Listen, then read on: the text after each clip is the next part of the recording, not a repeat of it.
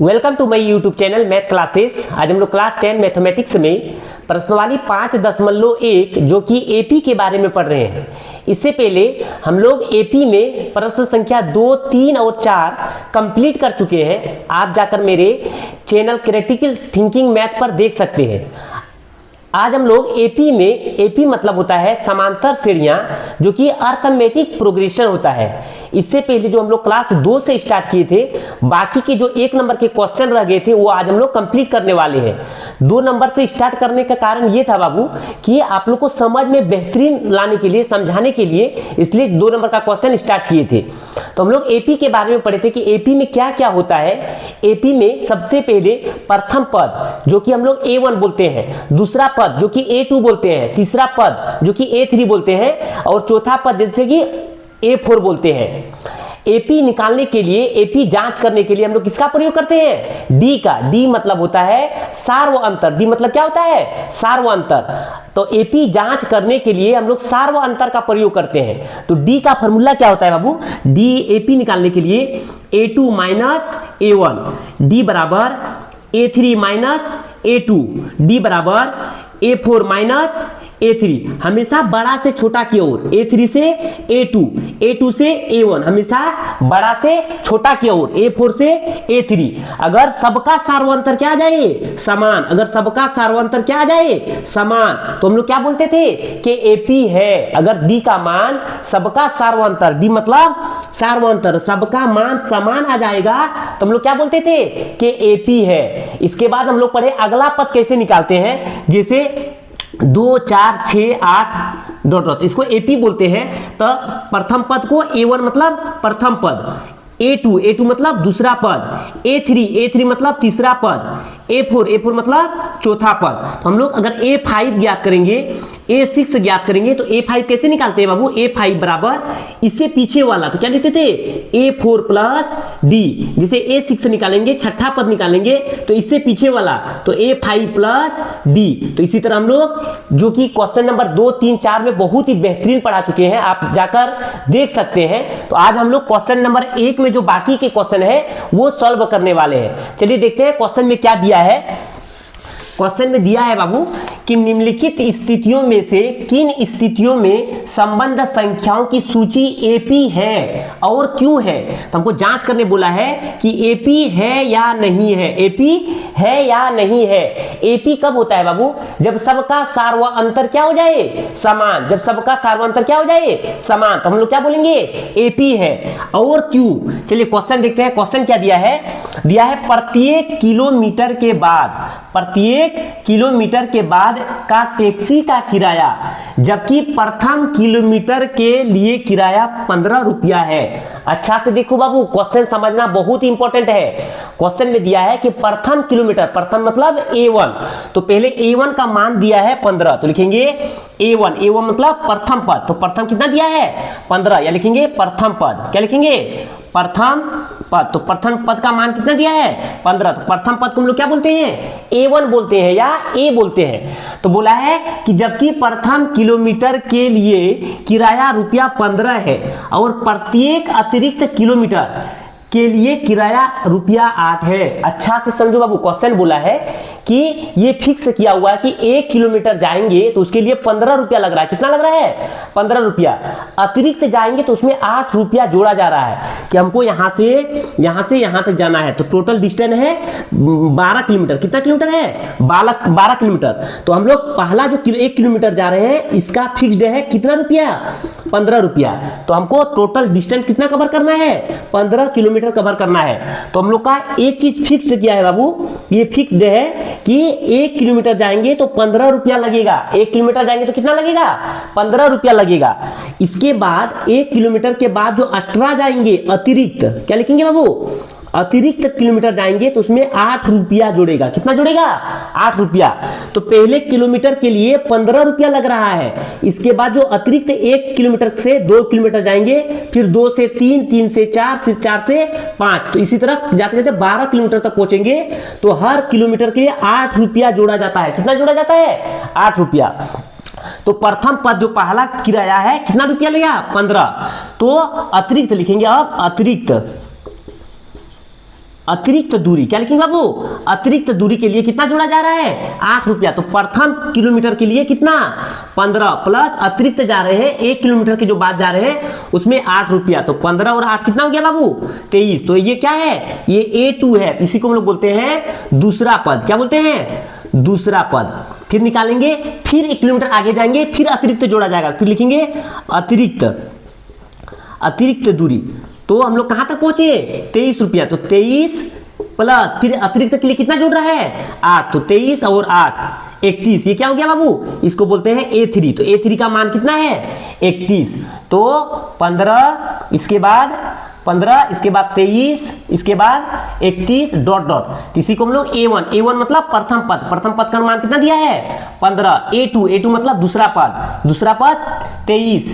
A3 तीसरा पद कितना है, 31। और निकाल देते एक अतिरिक्त, फिर जाएंगे अतिरिक्त दूरी मतलब कितना गए, 31 प्लस फिर जाएंगे तो 8 जोड़ेगा, तो 31 और 8 कितना हो गया, 39। तो A4 ये चौथा पद कितना है बाबू, 39। तो इसमें लिख देंगे 39। इसी तरह तो चौथा पद कितना हो गया, 39। तो हमको क्या मान पता चल गया कि प्रथम पद कितना है, प्रथम पद 15 है, दूसरा पद कितना है 23, तीसरा पद कितना है 31, चौथा पद कितना है 39। हमको क्वेश्चन बोला है कि जांच कीजिए एपी है या नहीं है।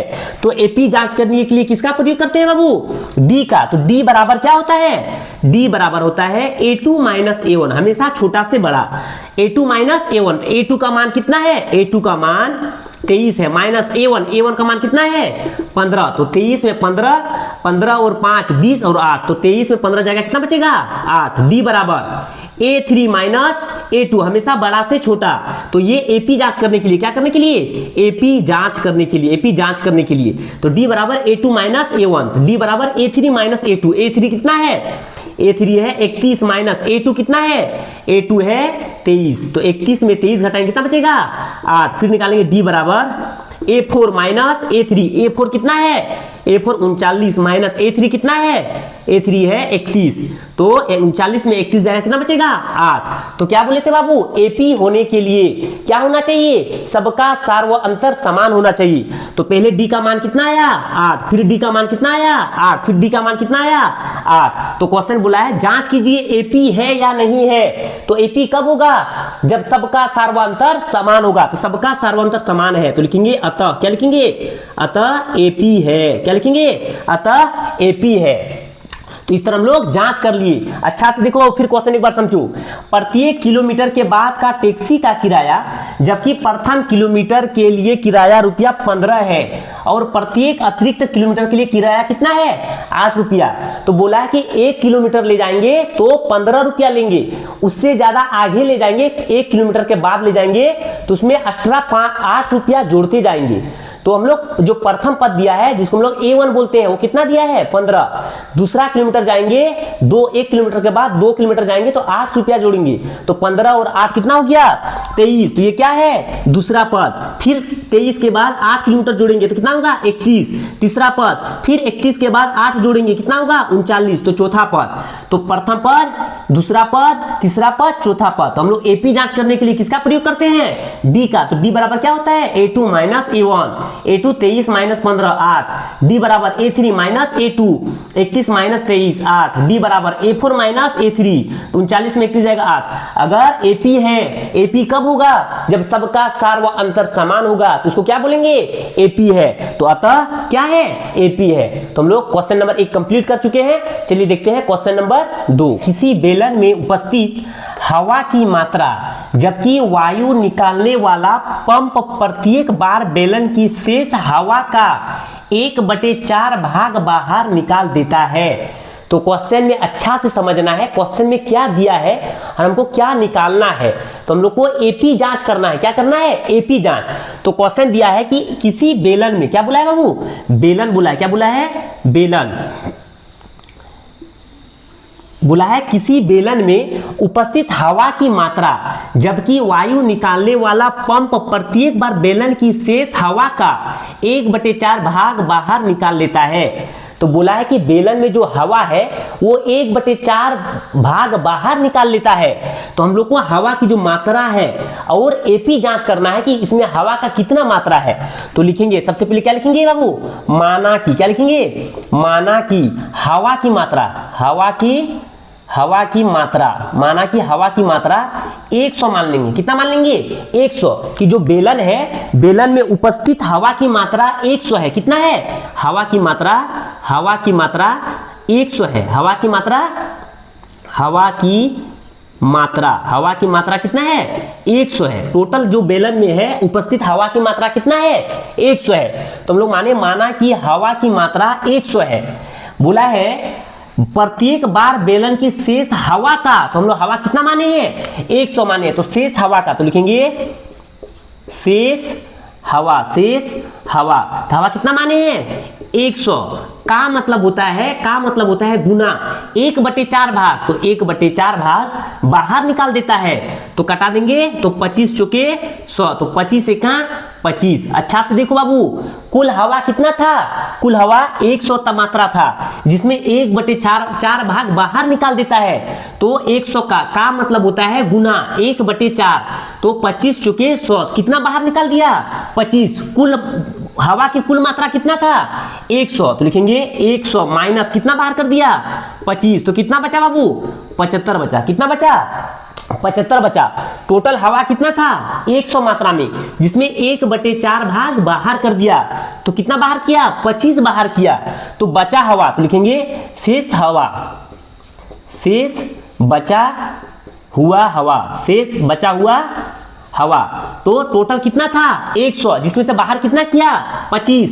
तो 100 में 25 घटा दिए, तो अभी हवा कितना बचा हुआ है, अभी हवा 75 मात्रा बचा हुआ है। कितना बचा हुआ है, 75 मात्रा बचा हुआ है। फिर क्या करेंगे, 1/4 भाग बाहर कर देंगे, किसका, 75 का। तो लिखेंगे 75 गुना 1/4, तो इसको कटाएंगे, तो कटेगा 4 एका 4, नहीं कट रहा है, तो इसको लिखेंगे 75/4। कितना लिख देंगे, 75/4। अच्छा से देखो बाबू, हम लोग क्या लिखते हैं, प्रथम पद, क्या लिखते हैं, प्रथम पद। तो प्रथम पद कितना है, कुल मात्रा का हवा 100 है। कितना है, 100 है। लिखेंगे दूसरा पद, क्या लिखेंगे, दूसरा पद क्या लिखते हैं, दूसरा मात्रा कितना आया, 100 में 25 घटाएंगे, कितना बचेगा, 75 बचेगा। फिर लिखेंगे हम लोग तीसरा पद, क्या लिखेंगे, तीसरा पद कितना आया, 75/4।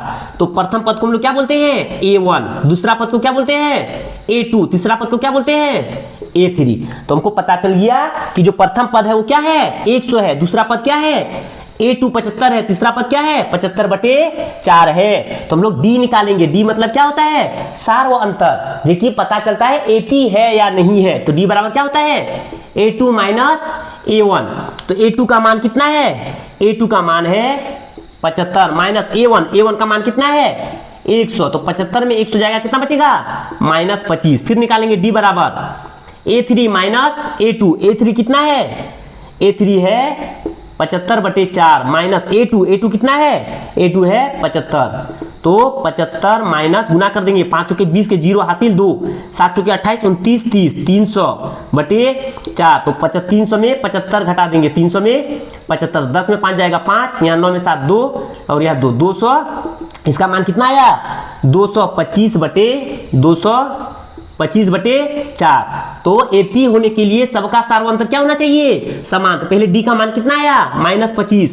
फिर D का मान कितना आया, 225/4। तो लिखेंगे अतः, क्या लिखेंगे, अतः AP नहीं है, अतः AP नहीं है। तो हम लोग 2 नंबर का क्वेश्चन कंप्लीट कर चुके हैं। चलिए देखते हैं क्वेश्चन नंबर 3। क्वेश्चन नंबर 3 में क्या दिया हुआ है, क्वेश्चन नंबर 3 में दिया है, प्रत्येक मीटर की खोदाई के बाद एक कुआं खोदने में आई लागत, जबकि प्रथम मीटर खोदाई की लागत ₹150 है। प्रथम मीटर की खोदाई कितना है, 150। तो प्रथम पद को हम लोग क्या बोलते हैं, A1। तो A1 का मान कितना दिया है, 150। और बाद में प्रत्येक मीटर खुदाई की लागत ₹50 बढ़ती जाती है। तो इससे पहले जो लोग क्वेश्चन 1 नंबर पढ़े, तो 1 किलोमीटर का जो रेट ले रहा था 15 रुपया, उससे ज्यादा अधिक जाने पर 8 रुपया जोड़ते जा रहा था। तो सेम क्वेश्चन है कि पहले की जो खुदाई की लागत 150 है और अगले जो मीटर की खुदाई के कितना लिए बढ़ते जा रहे हैं, 50 रुपया। तो A1 मतलब प्रथम पद कितना दिया है 150, तो A2 निकालेंगे तो 150 प्लस अगला जो खुदाई करेगा कितना रुपया 50 रुपया, तो 150 और 50 कितना हो गया 200 रुपया। A3 निकालेंगे तो A3 मतलब तो 200 प्लस कितना बढ़ते जा रहा है 50 रुपया, 200 और 50 250 रुपया। फिर A4 निकाल देंगे तो 250 प्लस कितना बढ़ते जा रहा है 50, तो 50 तो कितना हो गया 300। तो हमको क्या करना है जांच करना है कि एपी है या नहीं है।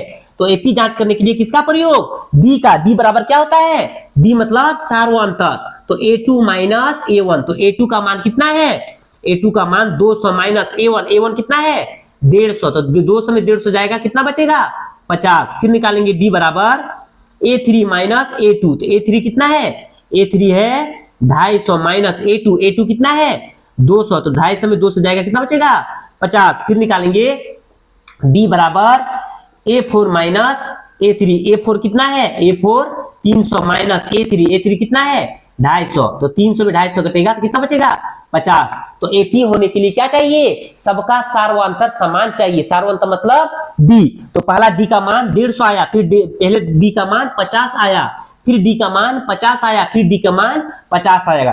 अगर सबका सार्वंतर समान आ जाए तो क्या बोलेंगे एपी है। तो लिखेंगे अतः क्या लिखेंगे अतः एपी है। तो हम लोग प्रश्न वाली 5.1 में जो प्रश्न संख्या 1 था उसमें टोटल 4 क्वेश्चन दिए हुए हैं जो कि हम लोग 3 क्वेश्चन कंप्लीट कर चुके हैं। चलिए देखते हैं अंतिम क्वेश्चन में क्या दिया हुआ है। प्रश्न वाली 5.1 का जो अंतिम क्वेश्चन है, खाते में प्रत्येक वर्ष का मिश्रधन जबकि रुपया 10,000 की राशि 8% वार्षिक के दर से चक्रवृद्धि ब्याज पर जमा की जाती है। तो बोला है चक्रवृद्धि ब्याज निकालने। क्या बोला है चक्रवृद्धि ब्याज मतलब CI। क्या बोला है CI का फॉर्मूला क्या होता है बाबू P1 प्लस R बटे 100 पावर T। P मतलब मूलधन, P मतलब क्या होता है मूलधन, और R मतलब रेट, और T मतलब समय। तो बोला है कि खाते में प्रत्येक वर्ष के मिश्रण जबकि रुपया इतना की राशि पर। तो लिखेंगे सबसे पहले लिखेंगे A1 प्रथम पद निकालने के लिए हम लोग P कितना दिया है P दिया है 10,000 1 प्लस रेट कितना दिया है 8 बटे 100 और T प्रथम पद निकालेंगे तो लिखेंगे प्रथम वर्ष। क्या लिखेंगे प्रथम वर्ष मतलब पहला साल। तो TA इसका मान कितना हो गया इसका मान हो गया 1000 10 800। तो ये सॉल्व करेंगे तो इसका मान कितना आएगा 10 800 कितना आएगा 10 800। सॉल्व कर चुके हैं इसलिए कितना मान लीजिए 10 800। फिर निकालेंगे ये पहला साल के लिए, फिर निकालेंगे दूसरा साल। तो दूसरा साल CI बराबर 1 प्लस 8 बटे 100। समय पहले पहला साल, ये कौन सा दूसरा साल। तो इसका मान निकालेंगे तो इसका मान आएगा 11 6 6 4 11 664। तो प्रथम पद का मान कितना आया प्रथम पद का मान 10 800। A2 मतलब दूसरा प्रथम पद या लिख देंगे दूसरा वर्ष। कौन दूसरा वर्ष A2 का मान कितना आया 11 664। फिर निकालेंगे A3 तो CI तीसरे साल के लिए। किसके लिए तीसरे साल के लिए 1 प्लस 8 बटे 100 तीसरे से इसका मान हो गया 12 5 9 7.12। तो तीसरे साल का मान कितना आया 12,597.12। तो लिखेंगे 12 5 5 9 7.2। तो ये तीसरा साल कौन साल तीसरा वर्ष।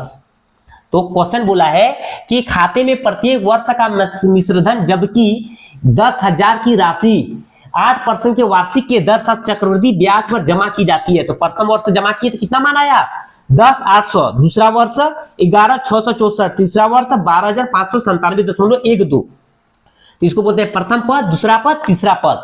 हम लोग क्या जांच कर रहे हैं एपी होने के लिए क्या होना चाहिए सबका सार्वंतर समान होना चाहिए। तो सार्वंतर किसमें निकालते हैं D से। तो A2 माइनस A1, तो A2 का मान कितना है 11 664 माइनस A1 कितना है 10 800। तो इसमें माइनस कर देंगे 0 में, तो 11 664 में माइनस कर देंगे 10 800। तो 4 6 16 में 8 या 0, तो कितना आया 864। फिर निकालेंगे D बराबर A3 माइनस A2। A3 का मान कितना है 12 5 9 7.12 माइनस A2 का मान कितना है 11 6 6 4। तो इसमें माइनस कर देंगे 12 5 9 7.12। माइनस करेंगे 11 11 6 6 4.00, तो 2 1 9 में 7 जाएगा 3, 9 में 6 जाएगा 3, 5 में 6 8 15, तो 6 7 8 9 10 11 12 13 14 15, कितना बचेगा 9, या 1 में 0, तो इसका मान कितना आया 933.12। तो एपी होने के लिए क्या चाहिए, एपी होने के लिए सबका सारवंतर समान होना चाहिए। तो पहला का कितना आया 864, दूसरा का 933, तो क्या लिखेंगे अतः एपी नहीं है, क्या लिखेंगे अतः एपी नहीं है, अतः एपी नहीं है। तो हम लोग प्रश्न वाली 5.1 में जो समांतर श्रेणी एपी समांतर श्रेणी के जितने भी क्वेश्चन थे वो कंप्लीट कर चुके हैं। आप जाकर मेरे क्रिटिकल थिंकिंग मैथ पर देख सकते हैं। आज हम लोग जो बाकी के प्रश्न क्वेश्चन नंबर 1 के जितने भी क्वेश्चन थे वो कंप्लीट कर चुके हैं। चलिए मिलते हैं अगले नेक्स्ट क्लास में। आज के लिए इतना ही, थैंक यू।